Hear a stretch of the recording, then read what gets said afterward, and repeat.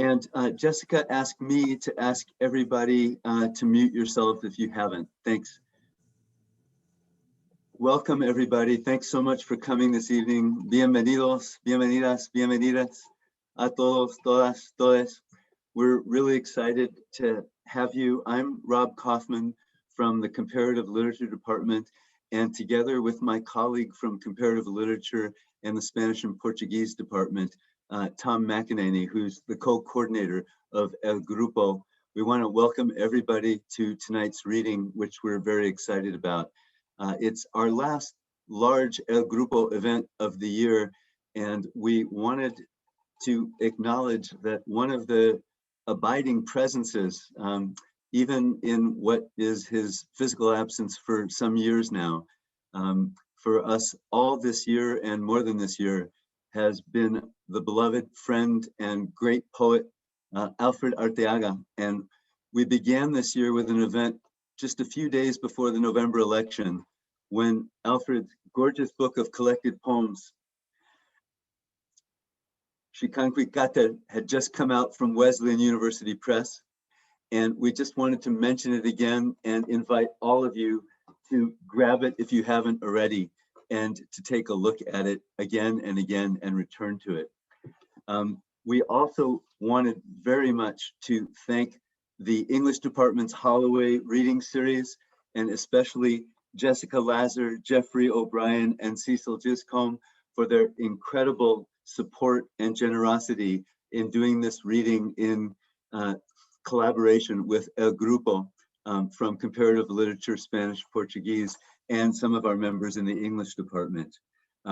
If you go to the Comparative Literature Department website, you can see a tag that you can pull down about El Grupo, as well as contact information for it. And we also wanted to thank Jen Hoffer, this semester's Holloway poet, visiting poet, for her generosity in supporting this event.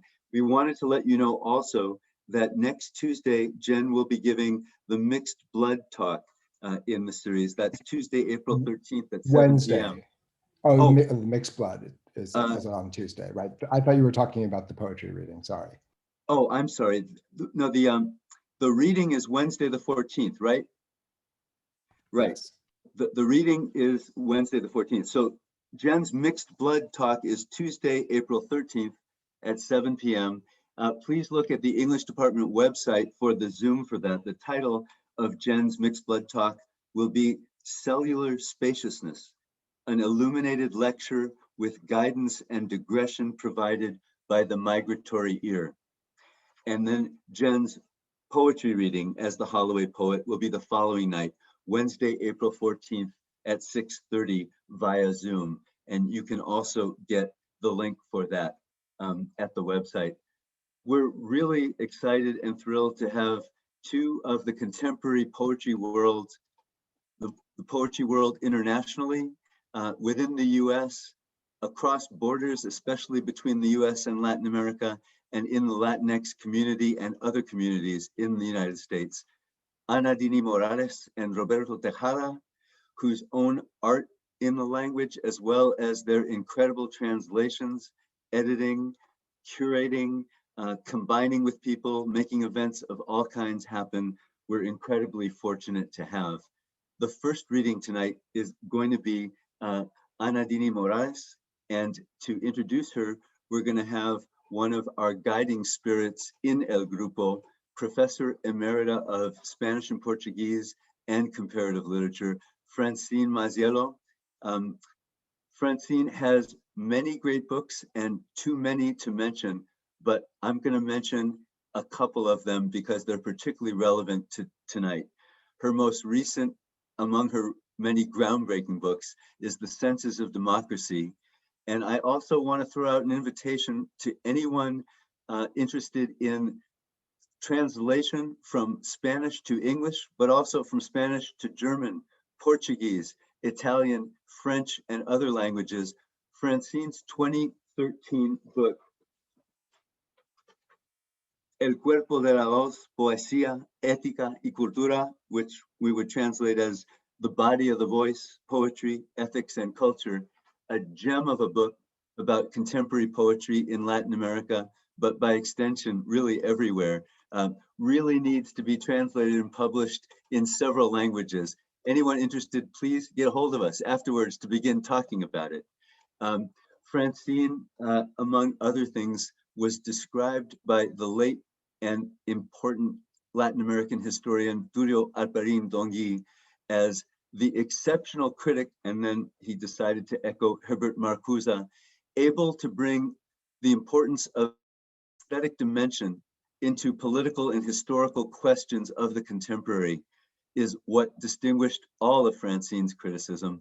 We couldn't agree more, and we're incredibly thrilled to have her introduce the reading of Ana Deeny Morales tonight. Francine, thank you for being with us.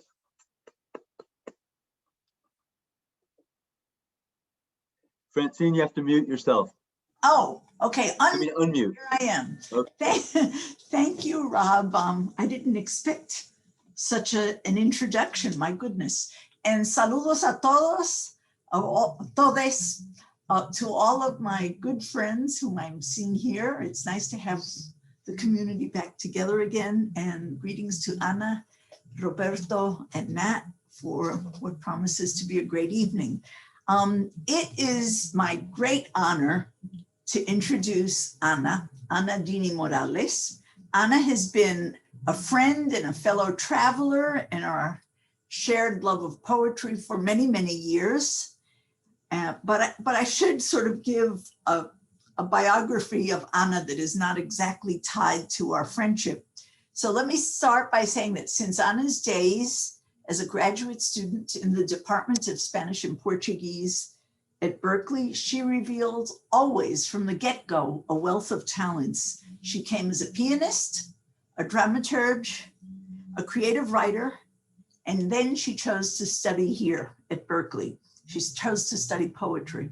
She left as a pianist, a dramaturge, a creative writer, and also carried with her a brilliant dissertation on poetry and consciousness and a very fervent passion for the art of translation. This doesn't fully account for the intellectual adventures that later would mark her career path. From her time of appointment at Harvard, and now for the last 5 years at Georgetown, Ana has forged a bilingual world, both in the university and in the Washington, D.C. community, in Latin America, and through the United States. Some could say that this is based on her early youthful travels with her mom and her sister through Puerto Rico, where they recited poetry and played music. Some could say that this comes from Ana's residency in Italy, where she worked in theater production. Some can say that this is also her dynamic commitment to bridge cultures and to organize her work on poetry and translation through the vehicle of different languages. Her commitment to transnational exchange is really remarkable.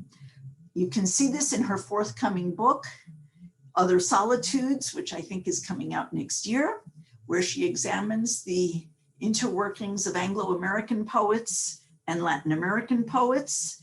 And here's where she really gives attention to voice and to resistance. The book guides us through the intricacies and the materiality of the word and the voice, through the different poets' obsession with things, and through the physical sensing of objects that are represented in the poetic texts. This leads Ana to offer a reflection on how intersubjective knowledge works, the way in which we grasp political knowledge, and it also sets the ground for a transnational consciousness about the word, about place, and about social commitment. Above all, the consciousness of the word, I think. So in this book, you see critical readings of Paz and Eliot, and she moves on to readings of the Uruguayan Marosa di Giorgio in comparison with Emily Dickinson. And then there's a final resounding, booming, extraordinary chapter on Raúl Zurita, where she homes in on the power of memory and the emergence of a consciousness of resistance. So we will look forward to reading this, and I will be part of your promotion team, Ana Deeny. But that's not why we're here today. This is not about strictly academic work. I think I'm supposed to be introducing Ana to the listeners of the Holloway series. And in this vein, let me go to poetry. Ana is right now one of the major translators of Latin America's most outstanding poets, starting with Raúl Zurita, who gifts us with his presence today. Saludos, Raúl, y mucho cariño. Ana has translated Zurita's work on multiple occasions, and she's accompanied him on readings across several continents, even to the halls of Wheeler and Dwinell and the Townsend Center. We were thrilled. Her book of translations, Sky Below, Selected Works by Raúl Zurita, that appeared in 2016, was enthusiastically received, as were her translation of Zurita's Dreams for Kurosawa, and before that, Zurita's Purgatorio, which appeared with UC Press in 2009. She also translated Nicanor Parra for New Directions. I think that's forthcoming one of these days. And she's rendered into English the works of major women writers in the modern Latin American tradition: Mirta Rosenberg, Marosa Di Giorgio, Alejandra Pizarnik, Amanda Berenguer, and among the living, Ida Vitale, Mercedes Rofe, and Malu Uriola. Most recently, she's received an NEA award for the translation of Tala by the Nobel laureate Gabriela Mistral, and we're also looking forward to that with great enthusiasm. We also know, and Emily and Gwen know this deeply, that behind Ana's translation of poetry, there are dozens of additional isolated poetry translations, selections, abundant critical commentary, and a wide number of public lectures with which Ana spreads the word about the glory of Latin American poetry. So we're in your debt. Maybe it's true that the creative impulse, and this is certainly the case of Ana Deeny, refuses to be harnessed into a single genre. And here I want to conclude by mentioning the extraordinary new work that Ana has done in writing operatic libretti. Channeling her work, her training as a producer of dance theater in Italy in her very distant youth, and her work as a first-class musician and translator of poetry, Ana is now producing operatic texts that in some cases are adaptations of famous Latin American novels. Cecilia Valdés is a case in point, or original texts that have been inspired by the crisis of current migration and orphan children left in the border camps in the US South. Today, in addition to her translations of poetry, Ana is also going to read from the first scene of her new works, her operatic work, Zavala, and Ana will introduce her colleagues who are supporting her in this or whom she's supporting. We'll see this in vivo in a few minutes. And next year, I promise you that I will be there in vivo for the estreno or the opening of this opera. I'm planning on attending. Anyway, with this, I could go on, but for the moment, I will welcome Ana Deeny and let you speak for yourself. So, Ana Deeny, con gusto. Muchas gracias. Muchas gracias, Francine. It's a real honor to be introduced by you. I really appreciate it. Thank you so much. And you taught me everything. So there you go. There you go. You're the best. Mentira. I'll mute myself now. The best teacher. So thank you so much, Macielo. I really appreciate it. And thank you to Rob Kaufman and Tom McEnany and Jessica Laser and Jen Hoffer for organizing this wonderful gathering and reunion and coming home, and to Roberto Tejada for reading with me tonight, and to all of you who've taken the time to be here. I really, really appreciate it. So I'm going to read a couple of poems, my most recent translations of Gabriela Mistral, and then a couple of poems by Raúl Zurita. And then I will introduce Brian Ariola, Efraín Solís, and Nelsie Avila, who are here with us tonight to help me read this first scene of Zavala Zavala. So this is from Tala, which is Gabriela Mistral's book that was published in 1938. I'm going to read first in English and then in Spanish. Things. 1. I love the things I never had. With others, I have no more. I touch this water with silence on my feet in fields with cold, that with no wind shivered in the orchard that was my own. I look at her as I looked then, an odd thought to me then shone, and I play so slow with that water as with fish or what's unknown. 2. I think on threshold where I left, carefree steps no longer walked, and at the threshold I see a sore filled with silence and with moss. 3. For myself I search a verse I've lost, one told to me when I was 7. She was a woman kneading bread, and I see her mouth so blessed. 4. An aroma comes undone in wafts. What delight is mine if I can sense it. So slender it's not aroma at all, but of almond trees, the scent. This turns my senses into children. I search the name and can't make it out, and I smell the air and the places in search of almond trees I never found. 5. A river sounds ceaseless near. For 40 years I have felt it. It is the sing-song of my blood or a rhythm that I was gifted. Oh, Elqui river of my childhood that I lean on and wade through, I never lose this, chest to chest, like 2 children we cleave to. 6. When I dream the Cordillera, I walk my way through gorges, and I hear them restless as I go. It is a whistling, like an oath. 7. I see the Pacific wall at its end, my archipelago black and bruised, and of one island in me what's left is a sharp stench of kingfishers dead. 8. A back, sweet and solemn, concludes this dream of mine. It is at the end of my walk, and I rest when I arrive. A dead tree trunk, or my father, the back ashen and blurred. I do not question or disturb him.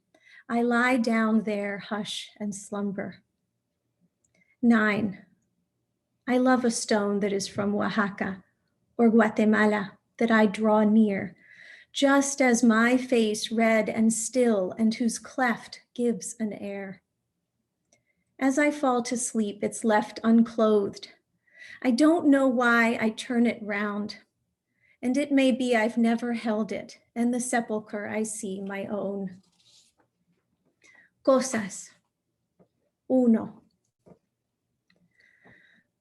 Amo las cosas que nunca tuve, con las otras que ya no tengo. Yo toco un agua silenciosa parada en pastos friolentos, que sin un viento tiritaba en el huerto que era mi huerto. La mano, la miro como la miraba, me da un extraño pensamiento y juego lenta con esa agua, como un pez o con misterio. 2. Pienso en umbral donde dejé pasos alegres que ya no llevo. Y en el umbral veo una llaga llena de musgo y de silencio. 3. Me busco un verso que he perdido, que a los 7 años me dijeron, fue una mujer haciendo el pan y yo su santa boca veo. 4.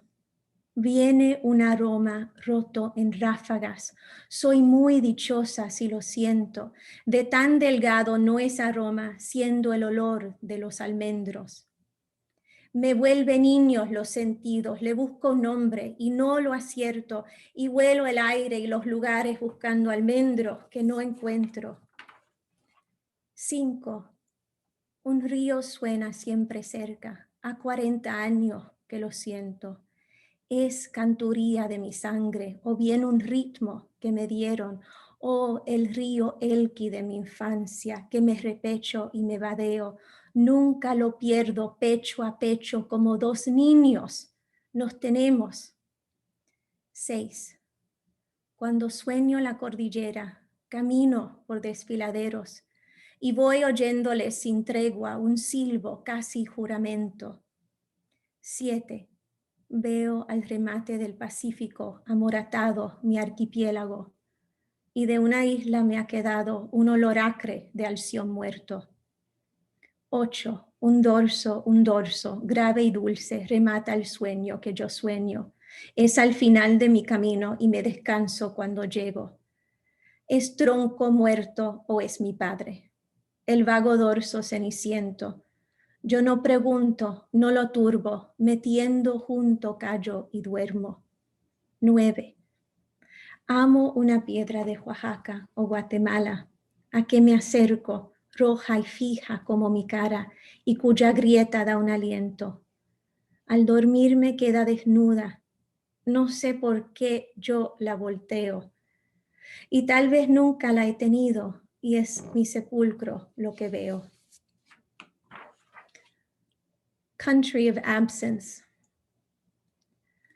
Country of absence, strange country, lighter than angel and subtle sign, color of lifeless algae, color of peregrine, with age of forever, ageless, pleased.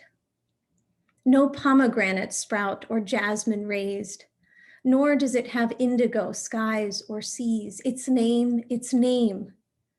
I never heard it said, and in nameless country I will end. No bridge or boat brought me here. No one ever told me of country or isle. I did not search for it, nor could ever find. It looks like a fable that I learned. Dream to be taken and dream to unleash, and it is my homeland. I live and end to be.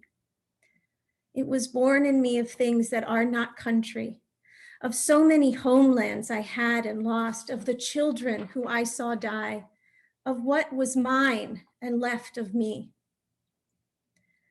I lost the cordilleras where I used to sleep, lost orchards of gold so sweet to be, lost the islands of cane and indigo, and their shadows, I saw them besieged, and together and lovers become country. Manes of clouds with no neck or spine, breaths asleep I followed behind, and in wandering years, country become, and in nameless country I am undone. País de la ausencia. País de la ausencia, extraño país, más ligero que ángel y seña sutil, color de alga muerta, color de neblí, con edad de siempre, sin edad, feliz. No echa granada, no cría jazmín, y no tiene celos ni mares de añil. Nombre suyo, nombre, nunca se lo oí, y en país sin nombre me voy a morir. Ni puente ni barca me trajo hasta aquí. No me lo contaron por isla o país. Yo no lo buscaba ni lo descubrí. Parece una fábula que yo me aprendí, sueño de tomar y de desasir, y es mi patria donde vivir y morir. Me nació de cosas que no son país, de patrias y patrias que tuve y perdí, de las criaturas que yo vi morir, de lo que era mío y se fue de mí. Perdí cordilleras en donde dormí, perdí huertos de oro, dulces de vivir. Perdí yo las islas de caña y añil, y las sombras de ellos me las vi ceñir, y juntas y amantes hacerse país. Guedejas de niebla sin dorso y cerviz, alientos dormidos me los vi seguir, y en años errantes volverse país. Y en país sin nombre me voy a morir. Now I'm going to read 2 poems from INRI by Raúl.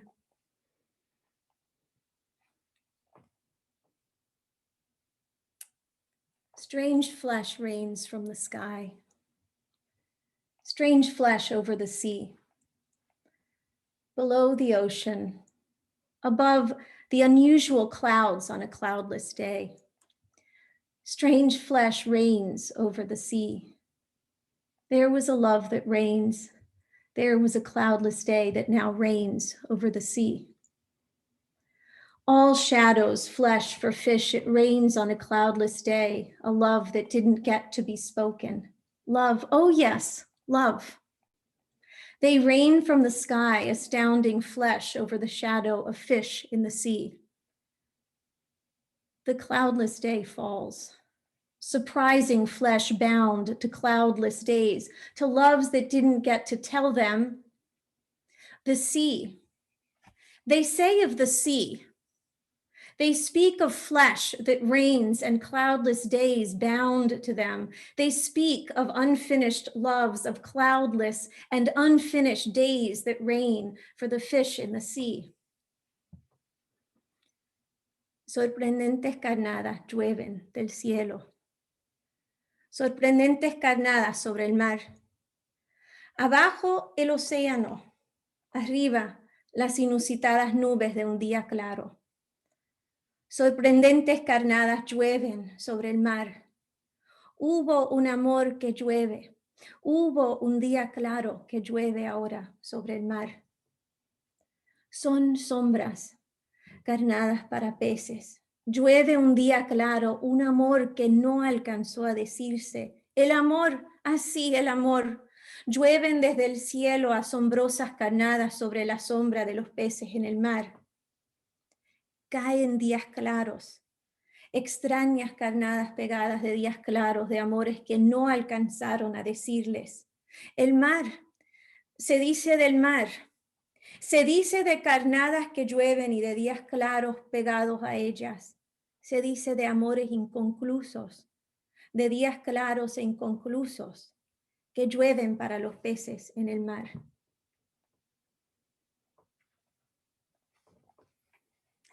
You can hear whole days sinking.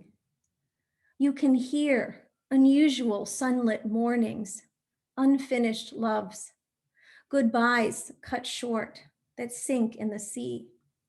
You can hear strange flesh that rains bound to sunlit days, to loves cut short, to goodbyes that not anymore. They say that flesh that rains for fish in the sea, the blue and brilliant sea. You can hear shoals of fish devouring flesh bound to words that know, to news and days that know, to loves that not anymore. They say that shoals of fish that jump, of whirlpools of fish that jump. You can hear the sky. They say it rains astonishing flesh stuck to chunks of sky above the sea. Se oyen días enteros hundiéndose.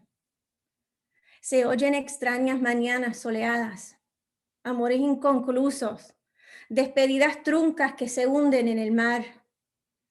Se oyen sorprendentes carnadas que llueven pegadas de sol, de días de sol, de amores truncos, de despedidas que ya no. Se dice de carnadas que llueven para los peces en el mar.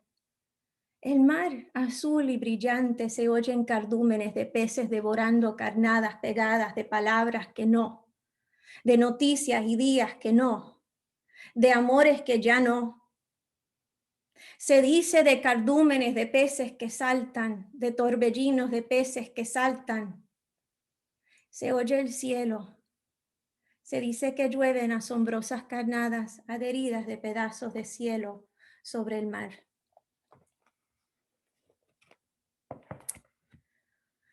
So now I will invite, thank you. So now I will invite, now I'm going to read this first scene of a work called Zavala Zavala, an opera in 5 cuts. This work was commissioned in 2019 by Brian Ariola, who's a composer and a tenor, and a professor of voice and opera at UNC Charlotte. And Brian is here tonight with us, Brian Ariola.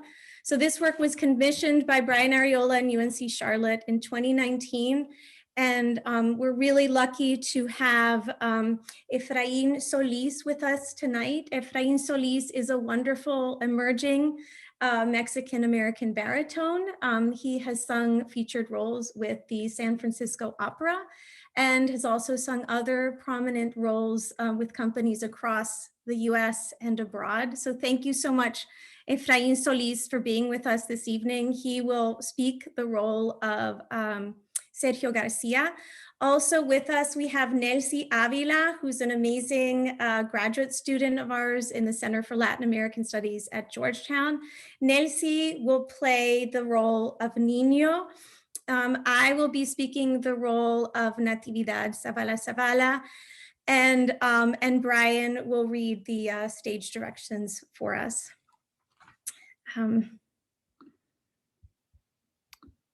Zavala, an opera in 5 cuts. For Natividad Zavala, for her grandson, for his mother, for all those cut, also for those, them, their, us, who cut them. List of characters. Natividad Zavala, a woman from Honduras, 65, whose grandson was separated from her by border agents during her custody in El Paso. Niño, Natividad's 7-year-old grandson. Sergio Garcia, Assistant Federal Public Defender of El Paso, representing Natividad Zavala. Sarah Lopez, Assistant United States Attorney in El Paso. Cut 1, Pero no te veo. Natividad sits on her cot center stage, lights up on Sergio. He speaks and sings directly to the audience. This is what I hear and see when I close my eyes to sleep. You must understand that justice does not begin with a dream. It begins with a nightmare, and that nightmare is truth. There is a boy who is cold and afraid. He cannot sleep. There is a woman, his grandmother. ¿Qué te pasa, mi niño? ¿Por qué no te volteas? ¿Qué te pasa, mi amor? ¿Que no vienes ya a tu abuela? Amor, ay de mi vida, ven a mis brazos. Si no es abrazado, nada se sabe. Si no es abrazado, el cuento no da. Ven aquí a mi regazo, que te voy a cantar. She calls him to her arms to cradle and hold him, and with a story, Al terminar de crear todas las cosas, console him. el cielo, su anchura, lo inmenso, lo plano, arenales y montes, bosques y llanos. La noche jaguar, La luz y la niebla, las olas hondosas, manatís y palmeras, la hondura costera, la zona lluviosa. culebras verdes, Y selva, el bosque nublado, zaragüeyas. panteras, She tells the boy of how the gods made mist and light, the jaguar night, palms and waves, the continent bends, hills of trees, jungles, leaves, animals, insects, and all that is free. And then Los dioses crearon los seres humanos.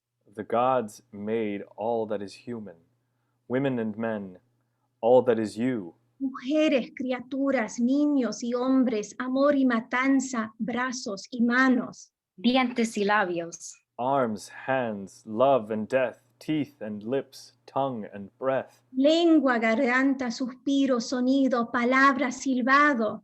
piernas y pies, Whistle and word, whisper and cry, joy and pain, dance and flight. Bailes y fugas, miedo y mudez. Something was not there. Something was not there, she says. What cannot be seen, desire and thoughts, love and regret, secrets and fear, the most delicate. What comes from the soul and never reaches the lips. Thus from a small jade stone the gods made an arrow that flew. The tsunum, a bird free as love itself. So that when your love is too far to hold, too far to hear, the hummingbird sows the thoughts from your soul to your love's ear. Los dioses hicieron el sunum, El colibrí, un ave tan libre que se acerca a la flor sin tocarle un pétalo, le da su amor. Y cuando tu amor está demasiado lejano, el sunum le susurra tu amor al otro oído humano. Pero ¿qué te pasa, mi niño? ¿Por qué no te volteas?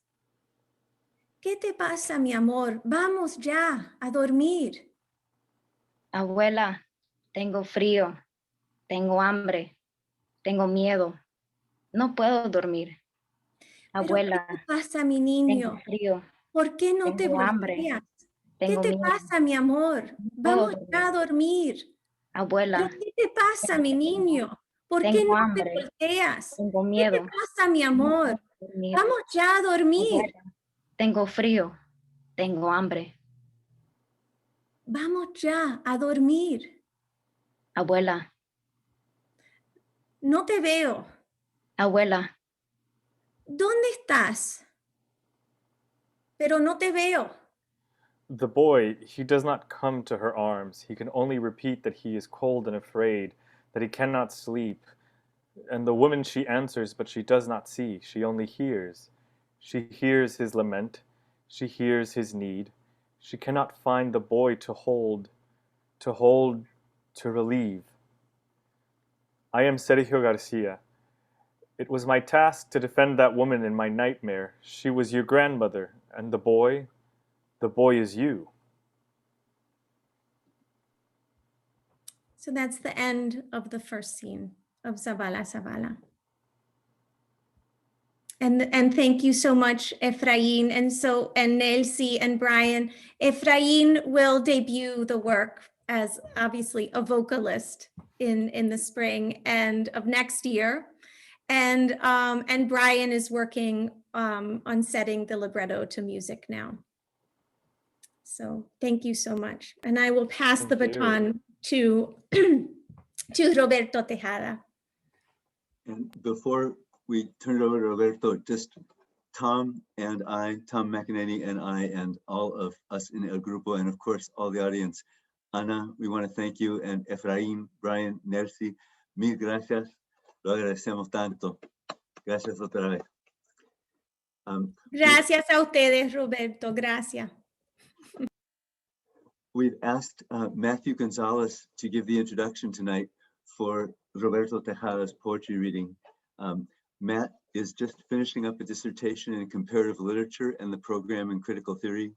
It's a dissertation that promises soon to become a groundbreaking book. It's called Forma, lo performativo, acción poética, poetic arts, critique of and alternatives to an Americas of conquest. Next fall, Matt will be taking up a position as a Mellon postdoctoral fellow in Latinx literatures in the English department at Williams College. And we're really thrilled to have him tonight introducing Roberto. Matt, it's over to you. Thank you. Thank you. And thank you, Anna and all, for just an amazing reading and performance. It's really my great pleasure to introduce you all this evening to Roberto Tejada. Roberto Tejada is the Hugh Roy and Lily Kranz Cullen Distinguished Professor in Creative Writing and Art History at the University of Houston. He's the founder and co-editor of the influential multilingual poetry and translation journal, Mandorla, Nueva Escritura de las Américas, New Writing from the Americas, a journal which has been recognized as the preeminent trans-hemispheric journal of the 1990s through 2010s. From 2010 to 2014, he was named the Endowed Distinguished Research Chair of Art History at Southern Methodist University in Dallas, Texas. He has been the recipient of numerous fellowships and awards, including the Sterling and Francine Clark Art Institute and Williams College Oakley Center Fellowship, the Fulbright Distinguished Chair Award in the Visual Arts, the National Endowment for the Arts Literature Award, the Andy Warhol Foundation Arts Writers Grant, and an award from the Fundación Armando Álvarez Penteado in Sao Paulo, Brazil. He's also taught at the Universidad Nacional Autónoma de México in Mexico City, at the University of California, San Diego, the University of Texas, Austin, and Dartmouth College, among other institutions. In addition to his work with Mandorla, Tejada has worked as the executive editor of the art history journal Artes de Mexico and was an editor for Vuelta, the literary magazine founded by the late Nobel laureate Octavio Paz, with whom he worked extensively. He's also a curator and has co-curated exhibitions at the J. Paul Getty Museum and the Hood Museum of Dartmouth College. Perhaps most relevant to tonight's reading, Tejada is a poet, poet translator, and the author of numerous poetry collections and art history books, including the poetry collections Full Foreground, Exposition Park, and Mirrors for Gold, and the art histories National Camera, Photography and Mexico's Image Environment, and a book on the work and career of the Chicana artist Celia Alvarez Munoz. His most recent work is the 2019 collection of scholarly cum lyric essays, Still Nowhere, An Empty Vastness, a book whose starting point is the provocatively formulated question, what does it mean to engage an advanced poetic language of authentic interest and public imperative? This inquiry asks us to seek to grapple with the conditions for poetic production in the here and now of the present moment. What does it mean to engage an advanced poetic language of authentic interest and public imperative now? I want to quickly pick up on what might be the book's own brilliant suggestion that that moment, which today happens to be in the here and now moment of our virtual Zoom space, how that moment perhaps turns out to be defined by dislocation, where despite our best efforts, we find ourselves continually situated still nowhere in an empty vastness, not knowing who, where, or what we really are. On a more personal note, I would like to quickly say what it means for me, a US Latinx scholar of avant-garde poetry and poetics in the Americas, to have discovered and become involved in Roberto Tejada's art, editing, translation, and scholarship. As someone whose own work seeks to promote a form of transnational and intercultural dialogue between Latin America and US Latinx poetry and avant-garde art practice, I can't help but feel an incredible sense of wonder and excitement about the model that Professor Tejada's poetry, criticism, translation, editorial, and curatorial work provides us, and how it seeks to both deconstruct and construct anew our disciplinary and conceptual borders. His luminous, arresting poetry itself takes seriously the task of critical inquiry through writing, in the particular wake of 20th century avant-gardisms from across the Americas.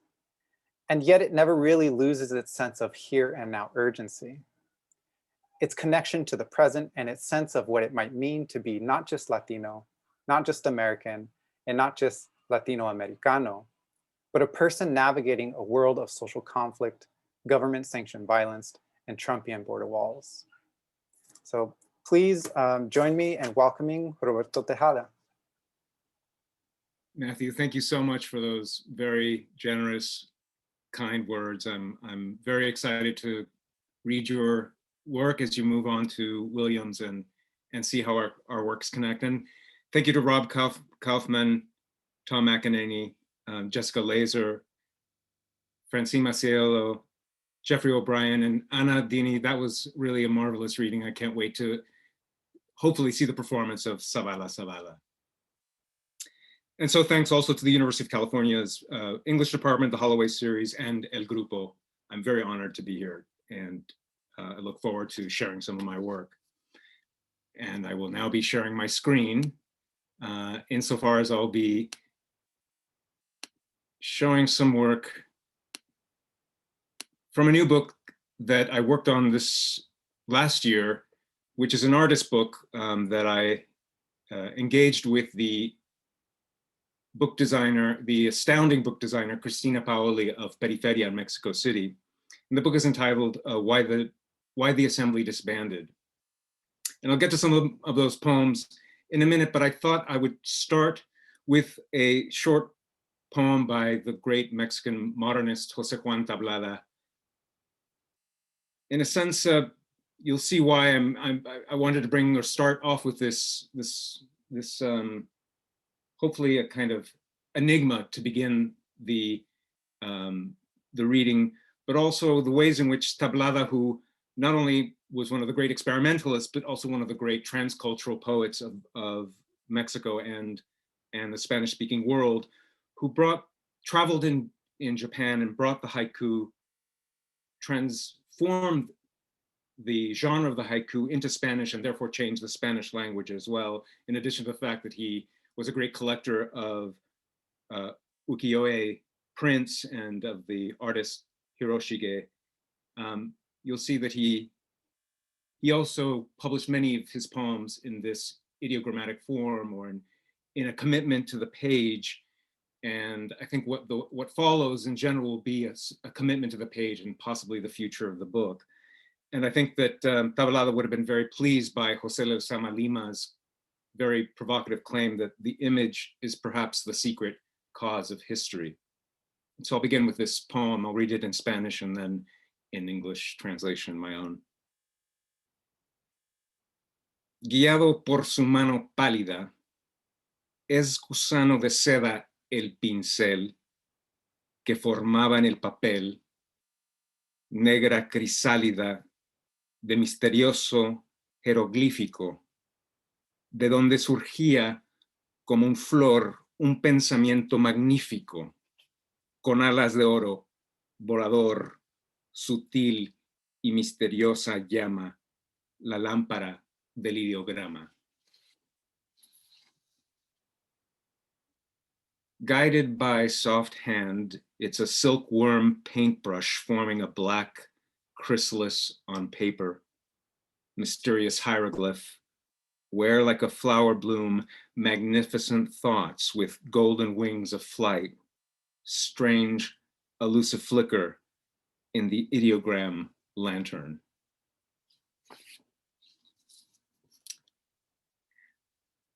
So I wanted to share with you this book that I'm very excited about. As a matter of fact, I'm very happy to say that your colleague Peter Hanf at the Bancroft Library gladly accepted one of these books. This is the sort of fold out. It's comprised of 4 different elements. Part of it, the centerpiece is the book of poetry, but as important as I'll be showing are the photographic works of Connie Samaras here on the left, and the Mexican photographer, multimedia artist, Ruben Ortiz Torres, and a sort of photo essay that I assembled from archival photographs from the Library of Congress, UCLA's archive, the Los Angeles Public Library, and so forth. But I only made 100 of these because it was important for me to sort of underscore the perversity of value. And these books are only meant for gift giving. And I've gifted them to several collecting institutions and will continue to do so. And in addition to underscoring that perversity of value, I also wanted to honor the sort of materiality of paper and perhaps the art, or maybe more exactly, as Borges would say, the geometry of the book. And I wanted the book work to be an act of social faith, an exchange Lewis Hyde in that marvelous book, The Gift, Imagination, and the Erotic Life of Property, described as this act of social faith. In so much as the reciprocities of gift giving are meant to keep cultural vitality in motion, I wanted these pages to engender other forms of indebtedness, accountability, and survival. As with the gift logic, the acoustic afterlife of poetry's syllabic self, inclined to enable, follows images into the curvature of space, so to speak, and then circles back to the time zone of the present. A form of dispersion, it stages a series of anterior futures, those junctures that will have enlivened the intervals between perception, imminent act, expectation, and adjustment. In this hour, the planes of composition are an atmosphere of means given to sight and sound transformed by action in historical time. In an instant, components assemble in such a way as to inaugurate a habitus for communion in the name of a substance and design already disintegrating or to claim a fugitive locality in the ether of night. Then human sensual life is given to so imagine its own life-enhancing and geological chances as to overturn the fate of nations, to draw the contours of the universe from the endpoints of our solar system, and to arrive at a meaning in the provisional fullness of the assembly.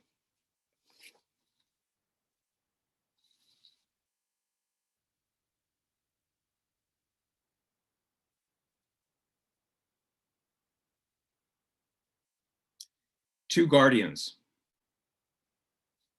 My words were sent underground to where the toggle switch detonates. That was the glare our voices were avoiding. There was something also broken about the obedience of this retainer. The arcades weren't semaphores just because the arrows leading there facilitated those of us in line as though reliant on east and west quadrants. The ticket master was prone to elide requests from the travelers. The sliding door sounded a fanfare for the common man, get faster as thought or mind the gaps. What I infer can never altogether establish a space adequate to the body count. The platform motivates two guardians who were instructed in safekeeping to usher me from harm's way, but my standpoint so recedes from this tableau as to acknowledge a footprint perspective. Translucent envelope inside remaindered by the riptide, or such tunnel vision as to warrant arrest. Why I was sent to the netherworld inflicted with no wound. Someone let fall a pair of Ziplocs containing the crystal bliss of this conspiracy. What I had to say was sent, I mentioned this already, I think, underground switch and toggle intended to ignite what I could never bring myself to mean. Where the voices were avoiding me, hands outstretched at quarter day to hold back the beams. Was there something broken? I weather complaint. I rally. So in this book, I include photographs by the marvelous photographer Connie Samaras, and from her series of works entitled Edge of Twilight. About that series, Samaras remarks that this body of work, she says, marks a conceptual turn from looking at the future of imaginaries of global capitalism to focusing on communities that have origins in social change movements, and where the future is considered a series of shifting possibilities rather than a sort of singular probability held out by capitalism. She reminds us that twilight was a pre-Stonewall code word for lesbian and appeared often in the titles of pulp fiction novels from the Cold War era. Both still and video components of this project constitute what she describes as lesbian time travel. It's a narrative, one that deals with, quote, historical amnesia and mistranslations of 1960s and 1970s radical histories, with multiple rather than binary timelines, as well as the intersection of desire and the supernatural, she concludes. In terms of the images, all made in an unspecified location of Southern California and its desert, it's at a lesbian separatist trailer park. The photographs were shot at night, often quite late, under the park's vapor lights, and the exposures shot on film are 2 to 4 minutes long.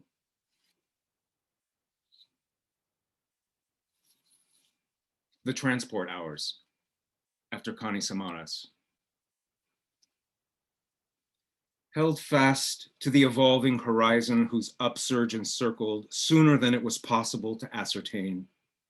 Before it had hovered there a touchtone away, act now. For there, even in that brief appraisal, in agreement with the roadway, with the motorhome and trailer park, was conveyed the promise of serenity and freedom, a completion. But there had come by then a tremor in time between always striving to assert, oppose, not this year, maybe next, to be contented, the proximity of arriving, if in some way no longer here in flight, still from that expanding sphere, departure in the halftones of a secret, wish for some vicinity in a middle landscape not of this earth, an ether not especially of our species, desert wakefulness, adrift in the leaf-taking, double wide the nights, debatable in such vinyl glow advancing, detached from the planetary management, this substitute revenue for all the proper names. So instated was the travel in the continuum, flash expanse as though by black light gels, dead end the street for the only transport hour available in the elastic state of imperfect clarity. Center point of the story, its own eviction, this time certainly, this time like the last demand to be apart, drawn on such empowerment and skill as to guarantee survival, my body now a chaos of excitement, a heat warp over all the improbable minutes in whose method now to be with the women, I assume the powers of mutation, the aptitude of animals. I duplicate, I meld with the binary numbers. I so cooperate with the machines as to make myself invisible. I sanction the authority of gravel. I indent where the layers ebb. I cross beam, even as I contradict the pattern assigned to the surface of the land in lesser accidents of stone and sky. I merge the four directions into a solitary segment. I engineer the semblance of habitat into the subject of hydration. I review the foregoing. I account for the universal crowd in the long withdrawal. I doubt the imperative, the end effect, there being some confusion as to whether partition was in reference to the present tense or somewhere in the distant shimmer system, backflash measured by the alliance of my mothers in triplicate under the vapor light. Flame story of the urban commons, inheritance of the dwelling notes, passing through of sidelight for Mercury in retrograde, semi-solids for the global south, cathode haze over the settlement, means tantamount to the outcome, such looming as for the pursuit to be ongoing, evanescent, committed nowhere but to the temperature perspective.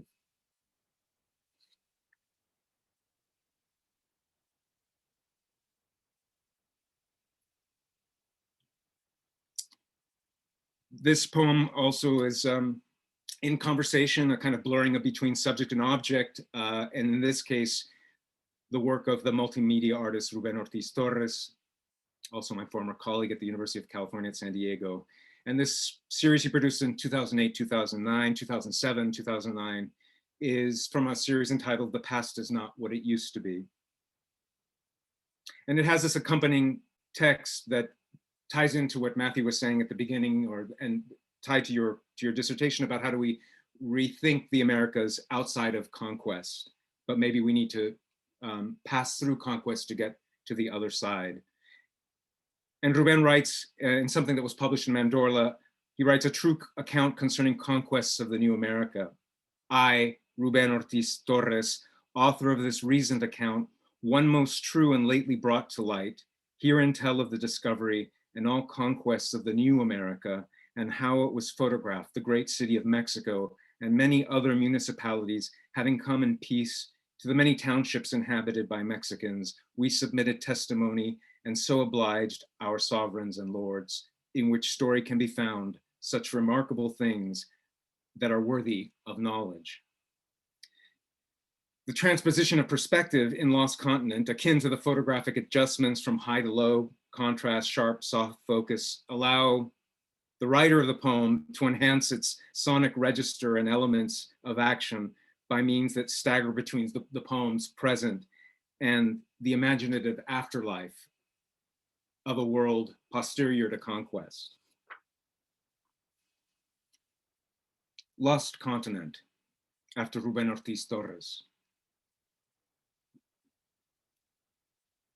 Prismatic light beams and motion to so enhance the monuments encouraging society, Goliath in its seizure of the earth people, former technology of bone, dawn's incessant yowling, renewed skin, a sort of liquid flesh that we wish, even as tutors conveyed the alphabet to faraway townships, need, even with our rhetoric of puzzlement, faith overturning this makeshift enclosure, this great asylum in the ancient city of the Indies, to salvage our nation from disgrace, and despairing not, to us was tendered the mistress builder, most suitable to bestow the colossal head on ground shuddering, all day blood, gold great mother, as when we found it no longer migrant, holy in the highest glory, honor and renown to her, most worthy everywhere throughout all ages and generations. Amen.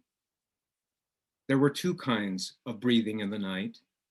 One that was jelly-colored and semi-solid, the other stunted in rapture or awestruck in such unbreakable blaze as with incense and coagulates to the artery, to cells that dividing did duplicate, divide and duplicate again, cross-eyed, very close to the triangular nose, upper teeth in baskets and bundles, like a shipment of newspapers, very old admission stubs, a cheap notebook, all things artless, half real anyway, if a casket, if a prankster effigy, reflected face in 1,000 interlocking parts of what followed from the center point, where I am outside the fiberglass capital, as in the one it beckons from a middle order meaning.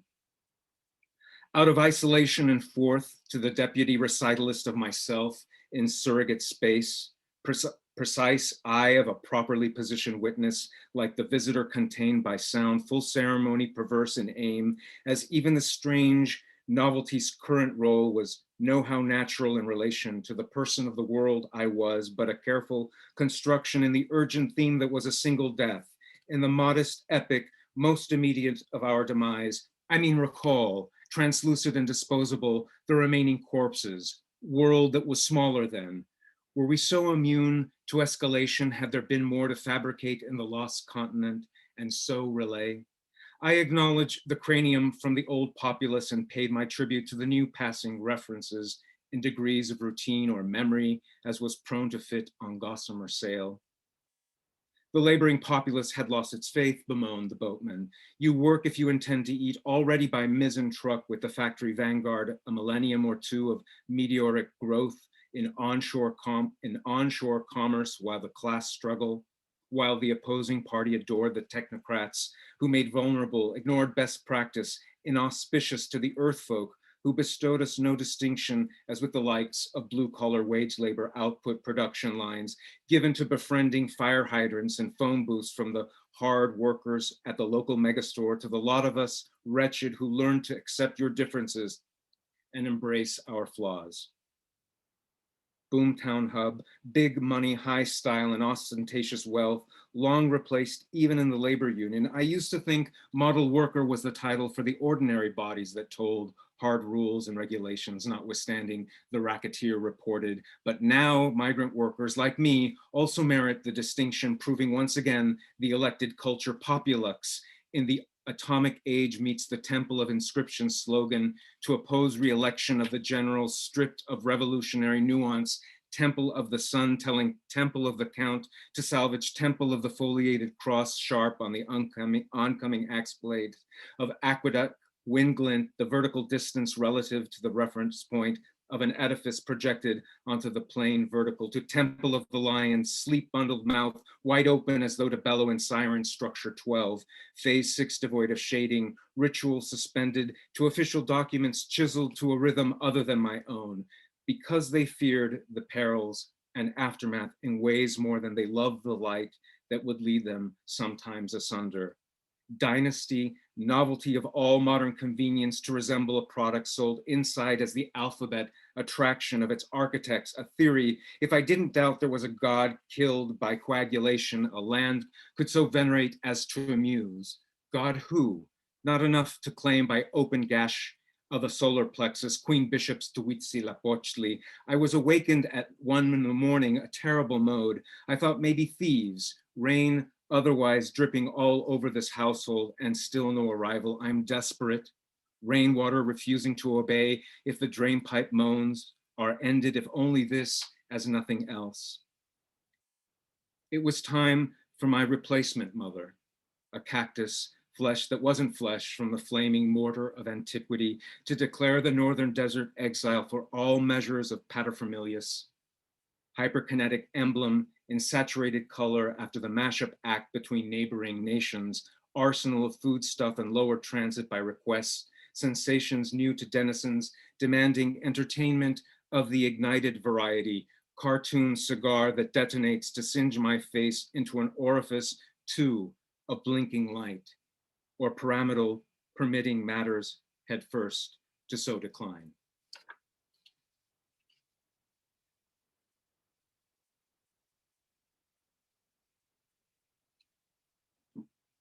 I think I will end with the poem that gives title to the collection, which has a slightly different variation on the title, which is "Or Why the Assembly Disbanded as Before."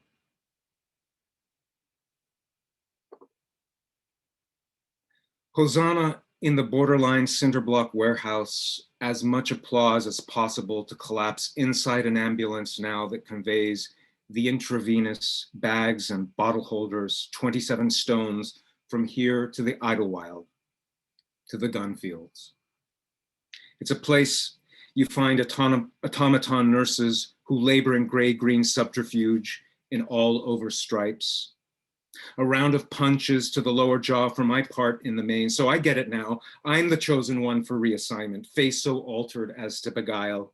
This is enemy convenient, a purview suitable to very new cosmetic methods. Question is, the admin, diazepam, and other hypodermics, were they counteractive or now consistent with enough cases as to compel canvassers to anticipate first signs of panic, sleepwalker antecedents, tray tables in upright position, crushed ice out of open mouth, air-conditioned ward redolent of superstores and tattoo shops? Or was it morphine sulfate and protocols applied to disable the congenital twins?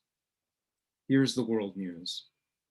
To junk science prizes, wax candy lips intone a flawless, if always accented sentence, the kind of talking from another world where my mother was Marlo Thomas and there were rival techniques contributed to the celebrity of my seven-sided disappearance? Or was that all my enuresis when I doubled in size as from her pocketbook, adorable, but already diminishing? Thank you for listening.